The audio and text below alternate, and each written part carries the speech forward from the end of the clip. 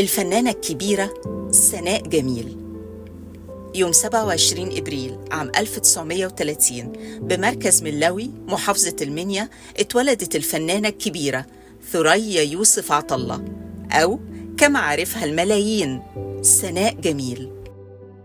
التحقت سناء جميل بمدرسة الراهبات الفرنسية بالمنيا، ومنها حصلت على شهادة البكالوريا، وخلال سنوات الدراسة شاركت في بطولة عدد كبير من المسرحيات باللغة الفرنسية على خشبة مسرح المدرسة.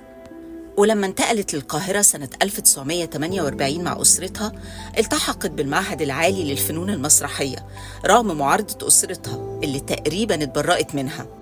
وبعد ما اتخرجت من معهد التمثيل انضمت لفرقة فتوح نشاطي المسرحية، ومعاهم شاركت في عروض مسرحية كتير، وكمان قدمت عدة أدوار صغيرة في السينما طول فترة الخمسينات.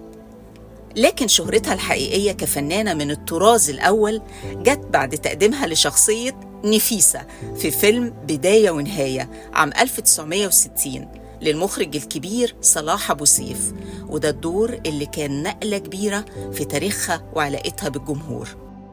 سناء جميل لعبت بطولة عشرات الأفلام السينمائية، واستطاعت إنها تقدم تنوع كبير في الأدوار والشخصيات.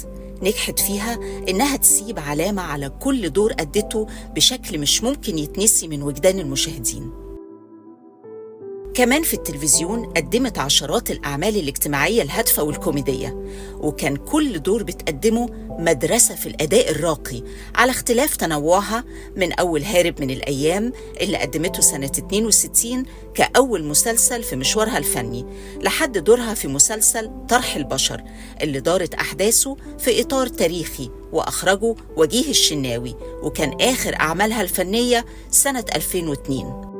بلغت أعمال سناء جميل 190 عمل فني، مش ممكن أبداً نقول إن فيهم واحد شبه التاني، وقدرت من خلالهم تسيب بصمة هامة على الأداء الدرامي، وحصلت على تكريمات كتير طوال مشوارها الفني على أدوارها المتميزة.